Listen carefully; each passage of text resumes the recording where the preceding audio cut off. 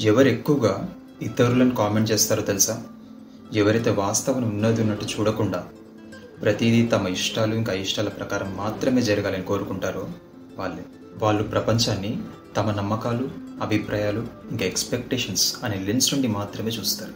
వాళ్ళ స్టాండర్డ్స్ ప్రకారమే ఒకరు ఆలోచించాలి, ప్రవర్తించాలి, జీవించాలి అని ఆశిస్తారు. వాళ్ళు పట్టుకున్న గీటురాయికి ఎవరు సరిపోకపోయినా ఒకరు తప్పు అని తీర్పు చెప్పేస్తారు.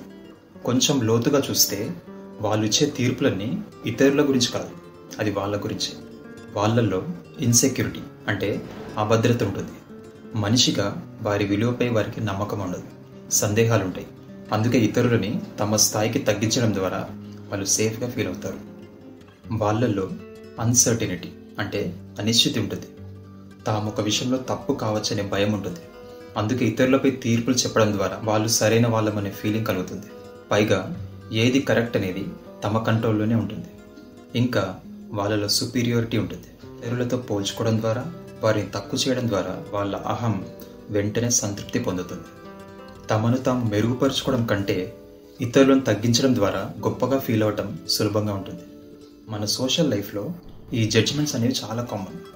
మనం నార్మల్గానే ఉన్నామని, అన్నీ సరైన పనులు చేస్తున్నామని, ఒక గ్రూప్లో ఫిట్ అవ్వాలనే ఒత్తిడి వల్ల ఇలాంటివి చేస్తూ ఉంటాం. కానీ నిజమైన బలం ఇంకొకరిని జడ్జ్ చేయడంలో ఉండదు, వారిని అర్థం చేసుకోవటంలో ఉంటుంది. ఒక పరిణితి చెందిన మనిషి ఆలోచించాలి, పరిశీలించాలి. విచ్చలవిడిగా తీర్పులు ఇవ్వడం అనేది కేవలం మన అబద్ధత వల్లే వస్తుంది. కాబట్టి నెక్స్ట్ టైం మీరు ఎవరైనా జడ్జ్ చేస్తున్నాం అనిపిస్తే ఒక్క నిమిషం ఆగి ఈ ప్రశ్న వేసుకోండి.